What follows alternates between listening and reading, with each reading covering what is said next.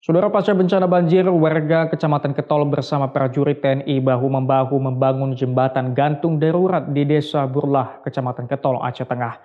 Jembatan ini merupakan akses antar desa yang sempat terputus karena banjir. Kanan, kanan.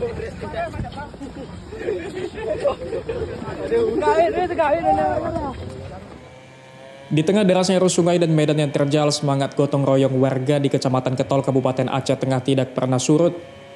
Warga bersama prajurit TNI sudah beberapa hari membangun jembatan gantung darurat di Desa Burlah, Kecamatan Ketol. Mereka harus mengangkat kayu balok secara manual melintasi sungai. Kondisi medan yang curam serta arus deras membuat pekerjaan ini membutuhkan tenaga ekstra dan kehati-hatian tinggi. Jembatan ini menjadi urat nadi penghubung Desa Kalaketol, Burlah, Kekuyang, Bugara, hingga Bintang Pepara. Sambil progres pembangunan jembatan, hari ini sudah dropping bahan juga ke lokasi ini. Ya, ntar 1 bulan ke depan target kita, kalau jembatan sudah jadi, otomatis masyarakat menyeberang tidak menggunakan tali seling lagi. Dengan adanya seling ini, mereka saat ini menyeberangkan hasil bumi menggunakan seling.